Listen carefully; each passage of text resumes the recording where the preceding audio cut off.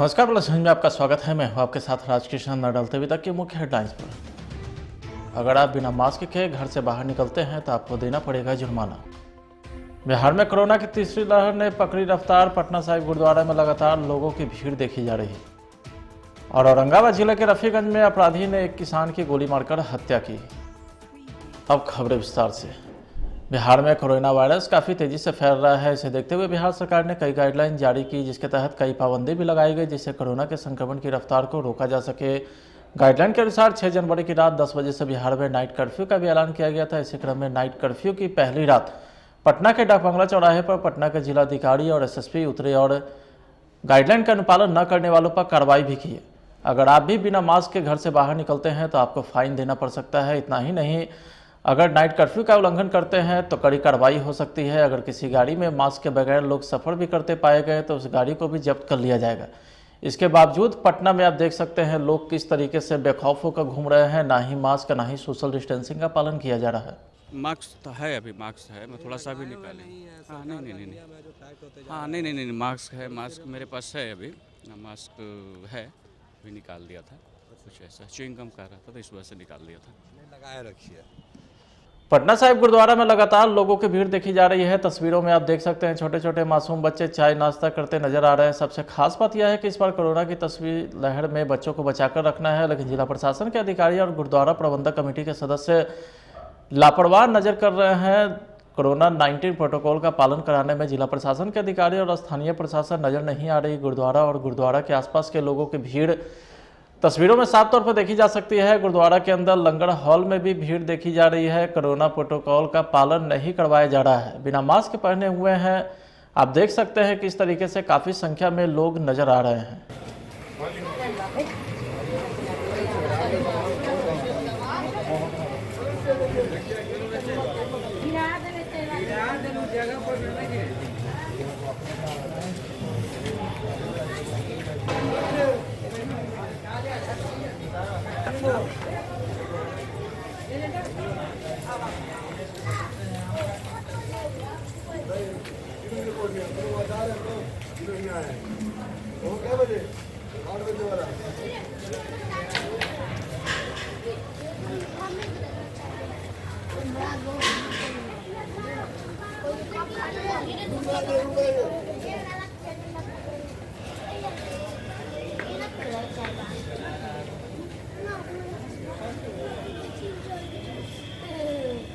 बिहार में कोरोना की तीसरी लहर ने रफ्तार पकड़ ली है। बीते 24 घंटे में बिहार में लगातार कोरोना के केस बढ़ते जा रहे हैं। पटना सिटी में भी कोरोना ने रिकॉर्ड तोड़ दिया है। शुक्रवार को एनएमसीएच में 250, कोरोना जांच में 136 कोरोना पॉजिटिव रिपोर्ट आया है। बिहार में अब एक्टिव मरीजों की संख्या 10,000 के पार हो गई है। तो वहीं गुरु गोविंद सिंह सदर अस्पताल में 872 लोगों की जाँच में 129 लोग कोरोना संक्रमित मिले हैं। गायघाट महिला रिमांड होम में 349 की जाँच में 51 पॉजिटिव मिले हैं। हाजीगंज स्थित एक मैरिज हॉल में सिख संगत कोरोना पॉजिटिव पाए गए। पटना में जज, वकील, डॉक्टर से लेकर दूसरे मेडिकल स्टाफ लगातार संक्रमित मिल रहे हैं। पटना में 20 डॉक्टर को शुक्रवार के दिन पॉजिटिव पाया गया है। 6 जज के अलावा न्यायालय से जुड़े तकरीबन 28 लोग संक्रमित हुए। आचार्य किशोर कुणाल भी कोरोना पॉजिटिव पाए गए हैं। जो नए डॉक्टर कोरोना पॉजिटिव पाए गए हैं उनमें IGIMS के निदेशक डॉक्टर RN विश्वास समेत वहाँ के 5 डॉक्टर शामिल हैं। बिहार में कोरोना संक्रमण काफ़ी तेजी से बढ़ रहा है। आखिरकार राष्ट्रीय जनता दल के प्रदेश कार्यालय को भी अनिश्चितकाल के लिए बंद कर दिया गया। 2 दिन पहले दफ्तर में मौजूद 50 से ज़्यादा लोगों की RT-PCR जांच कराई गई थी, जिसमें दफ्तर के लोगों को छोड़कर बाहर से आने वाले लोगों में कई लोगों की रिपोर्ट पॉजिटिव आई, जिसके बाद प्रदेश अध्यक्ष जगदानंद सिंह ने प्रदेश कार्यालय को एहतियातन बंद करने का फैसला किया। पर संक्रमित लोग प्रतिदिन पाए जा रहे हैं। राष्ट्रीय जनता दल के प्रदेश कार्यालय में भी अध्यक्ष जगदानंद सिंह जी के मार्गदर्शन में अधिकारियों को संपर्क कर करके यहाँ भी जांच कराई गई। हमारे जितने भी कर्मचारी हैं, पदाधिकारी हैं, सब लोग सुरक्षित हैं। अभी तक संक्रमण की कोई रफ्ते नहीं आई है, लेकिन 8 जो हमारे पोर्टल के साथी हैं जिनका पॉजिटिव आया है, एहतियात के तौर पर हम लोगों ने अगले आदेश तक आदरणीय जगदानंद सिंह जी के निर्देश के आलोक में एक कार्यालय, ये दफ्तर राष्ट्रीय जनता दल का अगले आदेश तक के लिए बंद रहेगा। तो कोई भी संक्रमित व्यक्ति आने से अगर संक्रमण का खतरा जो बना रहता है, इसको ख्याल किया गया। और हम आप लोगों से भी अपील करेंगे, आप लोगों के माध्यम से आवाम से भी अपील करेंगे कि संक्रमण को ध्यान में रख करके फिजिकल डिस्टेंस का जरूर ख्याल करें, हाथ जरूर धोए, भीड़ से बचे। और चूँकि कोई इंतजामात बिहार के अस्पतालों में नहीं है जहां आप संक्रमितों को बचाया जा सके, ऊपर वाला का मैं मानता हूं कि उनकी कृपा बने रहे ताकि बहुत लोग संक्रमित नहीं हो सके। देश के प्रधानमंत्री नरेंद्र मोदी के सुरक्षा में हुई चूक को लेकर के पंजाब के सीएम को विधानसभा अध्यक्ष विजय सिन्हा ने नसीहत दी है। संवैधानिक पद पर बैठे लोग को गलत मानसिकता के साथ पद का दुरुपयोग नहीं करनी चाहिए। वोट की राजनीति के लिए संविधान को तार तार किया जा रहा है, यह सही नहीं है। वहीं उन्होंने कोरोना की तीसरी लहर को देखते हुए कैबिनेट की बैठक वीडियो कॉन्फ्रेंसिंग के माध्यम से करने का निर्णय लिया है। की सुरक्षा में चूक ये माफी के लायक नहीं है। संवैधानिक पद पर बैठे व्यक्ति कि दल से ऊपर होते हैं, वो राष्ट्र के व्यक्ति होते हैं और कोई भी राष्ट्रभक्त आदमी इस तरह के कार्य नहीं कर सकते हैं। ये बहुत बड़ा खतरनाक खेल खेलने का षड्यंत्र और मानसिकता अगर जो किसी ने बनाया है तो उसकी पूरी जांच कर उस पर कार्रवाई हो। ऐसे गैर जिम्मेदार लोग संवैधानिक पद पर न बैठे, ये भी सुनिश्चित हो। ये जिम्मेवारी सभी दल के लोगों का है कि सिर्फ वोट की राजनीति के लिए हल्के लोगों को संवैधानिक पद पर बैठाकर संविधान के साथ खिलवाड़ करने का अधिकार कतई नहीं दे। और अगर जो देते हैं उस दल के नेतृत्व को इसकी जिम्मेवारी लेनी चाहिए। औरंगाबाद के रफीगंज में अपराधी ने किसान की गोली मारकर हत्या कर दी। घटना गुरुवार देर रात की है। पता चला कि किसान विनय यादव बधाड़ में गेहूं की पटवन करने के लिए गया था, तभी अपराधी ने सीना में 3 गोली मार दिया, जिससे उसकी मौत घटनास्थल पर ही हो गई। घटना की सूचना मिलते ही रफीगंज थाने की पुलिस घटनास्थल पर पहुंची और मामले की जांच पड़ताल में जुट गई। यादव किसान हैं, 15 बीघा खेत था मंझघर गांव के ताड़ पे। वहीं पोखरा खनवाए थे, मछली पालन करते थे और गेहूं पटाने के लिए रुक गए थे रात में। और रात में अज्ञात लोगों के द्वारा 3 गोलियां मारी गई है। निरसंस हत्या है। अभी बिहार की शासन सरकार आप देख ही रहे हैं कि आए दिन कोई ऐसा दिन नहीं है कि लोगों की हत्या, अपहरण और बलात्कार छिपा हुआ है। आए दिन हो रहे हैं। जिला प्रशासन की क्या मांग करेंगे? जिला प्रशासन से मांग करते हैं कि जो हत्यारे हैं उनकी विलंब गिरफ्तारी हो। अभी हमारी एसपी साहब से बात हुई, एसडीपीओ साहब से बात हुई, उन्होंने 1 सप्ताह का समय लिया है। 1 सप्ताह में हम अपराधी को पकड़ लेंगे और इनको उचित मुआवजा बिहार सरकार दे। इन छोटे छोटे बच्चे रह गए हैं, कोई रहा नहीं इनका, ये मांग है हमारी। सांसद सुशील कुमार सिंह ने औरंगाबाद सदर अस्पताल में बैठक की है। इस दौरान वे अस्पताल परिसर में बन रहे भवन और पूरे अस्पताल परिसर का निरीक्षण किया है। इस मौके पर सांसद ने कहा कि 300 बेड का नया और बड़ा अस्पताल बन रहा है, जिसका निर्माण कई महीने पहले शुरू हुआ था। अस्पताल के पास पर्याप्त मात्रा में जमीन है। अस्पताल परिसर में अभी पार्किंग की व्यवस्था नहीं है, लेकिन नए निर्माण में पार्किंग की भी व्यवस्था होगी। ये है कि औरंगाबाद सदर अस्पताल में एक 10 तल्ला भवन मॉडल हॉस्पिटल के रूप में इसको परिणत करने के लिए बनाया जाने वाला है, जिसके एक हिस्से का काम शुरू भी हो गया है। औरंगाबाद हॉस्पिटल के पास 4 एकड़ 2 डिसमिल ज़मीन है, तो इस पूरी ज़मीन का 3 तरफ से रास्ता, इस ज़मीन का 100% सदुपयोग हो, अच्छा से अच्छा लैंड मैनेजमेंट हो, इसके लिए हम लोग आज काम करने वाली एजेंसी और Bihar medical infrastructure development corporation है, उसके प्रतिनिधि थे, उसके इंजीनियर, उनके साथ Aurangabad civil surgeon Aurangabad, deputy CS Aurangabad, बाकी सब डॉक्टर साहब लोग, औरंगाबाद नगर परिषद के अध्यक्ष उदय गुप्ता जी, वार्ड पार्षद अशोक बाबू, राहुल गुप्ता जी और डॉक्टर महेंद्र बाबू, सारे लोग के साथ एक विस्तृत चर्चा हुई। रिहायशी और पौष इलाके में कूड़ा डंपिंग यार्ड बनाए जाने की वजह से राजधानी के लोगों का जीना मुहाल हो गया है। पटना का साधन संपन्न इलाका समझा जाने वाला पाटलिपुत्र कॉलोनी में निगम ने खुले में ही कूड़े को गिराना शुरू कर दिया, जिस वजह से यहां रहने वाले हजारों लोगों को सांस लेना मुश्किल हो रहा है। पटना नगर निगम ने पाटलिपुत्र कॉलोनी में मौजूद पानी टंकी के पीछे खुले में ही कूड़ा डंपिंग यार्ड बनाया है। निगम के मुताबिक यह अस्थायी कूड़ा डंपिंग यार्ड है, लेकिन इसकी वजह से लोगों की सेहत बिगड़ रही। आसपास की कॉलोनी और इलाके के कूड़े को यहाँ रोजाना गिराया जाता है। इत्तेफाक से जिस जगह अस्थायी डंपिंग यार्ड बनाया गया है उसी रास्ते से होकर हजारों लोगों का आना जाना भी होता है। डंपिंग यार्ड के बीच आर ब्लॉक को दीघा से जोड़ने वाले अटल पथ भी स्थित है।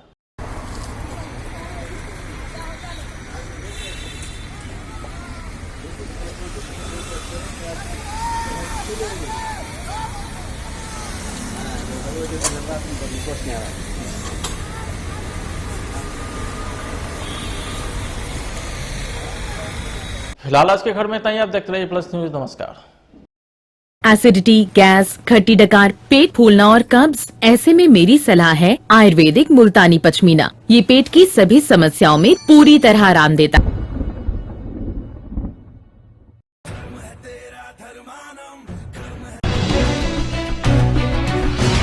बिहार में कोरोना वायरस काफ़ी तेजी से फैल रहा है। इसे देखते हुए बिहार सरकार ने कई गाइडलाइन जारी की, जिसके तहत कई पाबंदी भी लगाई गई, जिससे कोरोना के संक्रमण की रफ्तार को रोका जा सके।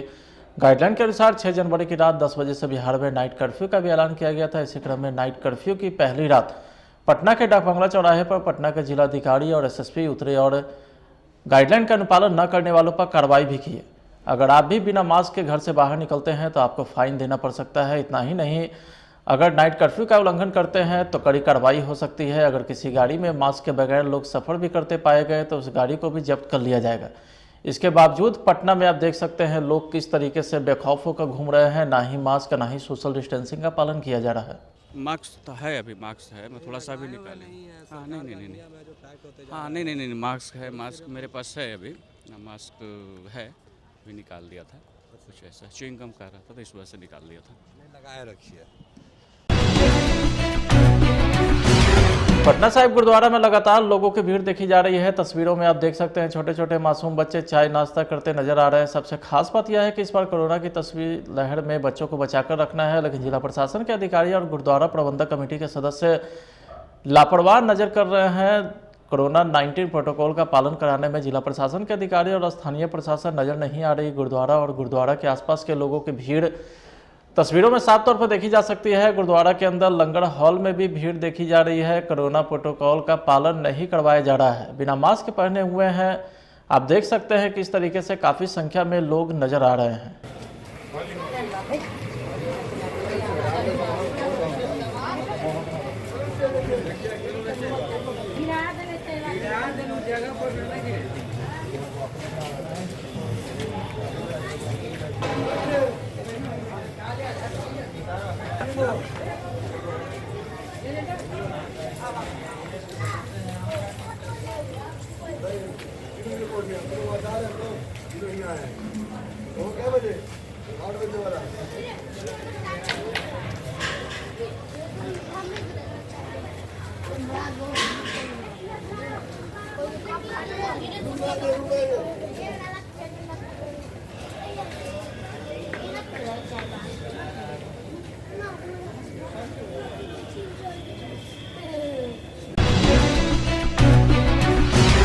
बिहार में कोरोना की तीसरी लहर ने रफ्तार पकड़ ली है। बीते 24 घंटे में बिहार में लगातार कोरोना के केस बढ़ते जा रहे हैं। पटना सिटी में भी कोरोना ने रिकॉर्ड तोड़ दिया है। शुक्रवार को एनएमसीएच में 250, कोरोना जांच में 136 कोरोना पॉजिटिव रिपोर्ट आया है। बिहार में अब एक्टिव मरीजों की संख्या 10,000 के पार हो गई है। तो वहीं गुरु गोविंद सिंह सदर अस्पताल में 872 लोगों की जाँच में 129 लोग कोरोना संक्रमित मिले हैं। गायघाट महिला रिमांड होम में 349 की जाँच में 51 पॉजिटिव मिले हैं। हाजीगंज स्थित एक मैरिज हॉल में सिख संगत कोरोना पॉजिटिव पाए गए। पटना में जज, वकील, डॉक्टर से लेकर दूसरे मेडिकल स्टाफ लगातार संक्रमित मिल रहे हैं। पटना में 20 डॉक्टर को शुक्रवार के दिन पॉजिटिव पाया गया है। 6 जज के अलावा न्यायालय से जुड़े तकरीबन 28 लोग संक्रमित हुए। आचार्य किशोर कुणाल भी कोरोना पॉजिटिव पाए गए हैं। जो नए डॉक्टर कोरोना पॉजिटिव पाए गए हैं उनमें IGIMS के निदेशक डॉक्टर RN विश्वास समेत वहां के 5 डॉक्टर शामिल हैं। बिहार में कोरोना संक्रमण काफी तेजी से बढ़ रहा है। आखिरकार राष्ट्रीय जनता दल के प्रदेश कार्यालय को भी अनिश्चितकाल के लिए बंद कर दिया गया। 2 दिन पहले दफ्तर में मौजूद 50 से ज्यादा लोगों की RT-PCR जांच कराई गई थी, जिसमें दफ्तर के लोगों को छोड़कर बाहर से आने वाले लोगों में कई लोगों की रिपोर्ट पॉजिटिव आई, जिसके बाद प्रदेश अध्यक्ष जगदानंद सिंह ने प्रदेश कार्यालय को एहतियातन बंद करने का फैसला किया। पर संक्रमित लोग प्रतिदिन पाए जा रहे हैं। राष्ट्रीय जनता दल के प्रदेश कार्यालय में भी अध्यक्ष जगदानंद सिंह जी के मार्गदर्शन में अधिकारियों को संपर्क करके यहाँ भी जांच कराई गई। हमारे जितने भी कर्मचारी हैं, पदाधिकारी हैं, सब लोग सुरक्षित हैं। अभी तक संक्रमण की कोई रफ्ते नहीं आई है, लेकिन 8 जो हमारे पोर्टल के साथी हैं जिनका पॉजिटिव आया है, एहतियात के तौर पर हम लोगों ने अगले आदेश तक आदरणीय जगदानंद सिंह जी के निर्देश के आलोक में ये कार्यालय, ये दफ्तर राष्ट्रीय जनता दल का अगले आदेश तक के लिए बंद रहेगा। क्योंकि कोई भी संक्रमित व्यक्ति आने से अगर संक्रमण का खतरा जो बना रहता है, इसको ख्याल किया गया। और हम आप लोगों से भी अपील करेंगे, आप लोगों के माध्यम से आवाम से भी अपील करेंगे कि संक्रमण को ध्यान में रख करके फिजिकल डिस्टेंस का जरूर ख्याल करें, हाथ जरूर धोएं, भीड़ से बचें। और चूँकि कोई इंतजामात बिहार के अस्पतालों में नहीं है जहां आप संक्रमितों को बचाया जा सके, ऊपर वाला का मैं मानता हूं कि उनकी कृपा बने रहे ताकि बहुत लोग संक्रमित नहीं हो सके। देश के प्रधानमंत्री नरेंद्र मोदी के सुरक्षा में हुई चूक को लेकर के पंजाब के सीएम को विधानसभा अध्यक्ष विजय सिन्हा ने नसीहत दी है। संवैधानिक पद पर बैठे लोग को गलत मानसिकता के साथ पद का दुरुपयोग नहीं करनी चाहिए। वोट की राजनीति के लिए संविधान को तार तार किया जा रहा है, यह सही नहीं है। वहीं उन्होंने कोरोना की तीसरी लहर को देखते हुए कैबिनेट की बैठक वीडियो कॉन्फ्रेंसिंग के माध्यम से करने का निर्णय लिया है। की सुरक्षा में चूक ये माफी के लायक नहीं है। संवैधानिक पद पर बैठे व्यक्ति कि दल से ऊपर होते हैं, वो राष्ट्र के व्यक्ति होते हैं। और कोई भी राष्ट्रभक्त आदमी इस तरह के कार्य नहीं कर सकते हैं। ये बहुत बड़ा खतरनाक खेल खेलने का षड्यंत्र और मानसिकता अगर जो किसी ने बनाया है तो उसकी पूरी जांच कर उस पर कार्रवाई हो। ऐसे गैर जिम्मेदार लोग संवैधानिक पद पर न बैठे, ये भी सुनिश्चित हो। ये जिम्मेवारी सभी दल के लोगों का है कि सिर्फ वोट की राजनीति के लिए हल्के लोगों को संवैधानिक पद पर बैठाकर संविधान के साथ खिलवाड़ करने का अधिकार कतई नहीं दे। और अगर जो देते हैं उस दल के नेतृत्व को इसकी जिम्मेवारी लेनी चाहिए। औरंगाबाद के रफीगंज में अपराधी ने किसान की गोली मारकर हत्या कर दी। घटना गुरुवार देर रात की है। पता चला कि किसान विनय यादव बधाड़ में गेहूं की पटवन करने के लिए गया था, तभी अपराधी ने सीना में 3 गोली मार दिया, जिससे उसकी मौत घटनास्थल पर ही हो गई। घटना की सूचना मिलते ही रफीगंज थाने की पुलिस घटनास्थल पर पहुंची और मामले की जांच पड़ताल में जुट गई। यादव किसान हैं, 15 बीघा खेत था मंझघर गांव के ताड़ पे। वहीं पोखरा खनवाए थे, मछली पालन करते थे और गेहूं पटाने के लिए रुक गए थे रात में। और रात में अज्ञात लोगों के द्वारा 3 गोलियां मारी गई है। निरसंस हत्या है। अभी बिहार की शासन सरकार अब देख ही रहे हैं कि आए दिन कोई ऐसा दिन नहीं है कि लोगों की हत्या, अपहरण और बलात्कार छिपा हुआ है। आए दिन हो रहे हैं। जिला प्रशासन से क्या मांग करेंगे? जिला प्रशासन से मांग करते हैं कि जो हत्यारे हैं उनकी विलंब गिरफ्तारी हो। अभी हमारी एसपी साहब से बात हुई, एसडीपीओ साहब से बात हुई, उन्होंने 1 सप्ताह का समय लिया है। 1 सप्ताह में हम अपराधी को पकड़ लेंगे और इनको उचित मुआवजा बिहार सरकार दे। इन छोटे छोटे बच्चे रह गए हैं, कोई रहा नहीं इनका, ये मांग है हमारी। सांसद सुशील कुमार सिंह ने औरंगाबाद सदर अस्पताल में बैठक की है। इस दौरान वे अस्पताल परिसर में बन रहे भवन और पूरे अस्पताल परिसर का निरीक्षण किया है। इस मौके पर सांसद ने कहा कि 300 बेड का नया और बड़ा अस्पताल बन रहा है, जिसका निर्माण कई महीने पहले शुरू हुआ था। अस्पताल के पास पर्याप्त मात्रा में जमीन है। अस्पताल परिसर में अभी पार्किंग की व्यवस्था नहीं है, लेकिन नए निर्माण में पार्किंग की भी व्यवस्था होगी। ये है कि औरंगाबाद सदर अस्पताल में एक 10 तल्ला भवन मॉडल हॉस्पिटल के रूप में इसको परिणत करने के लिए बनाया जाने वाला है, जिसके एक हिस्से का काम शुरू भी हो गया है।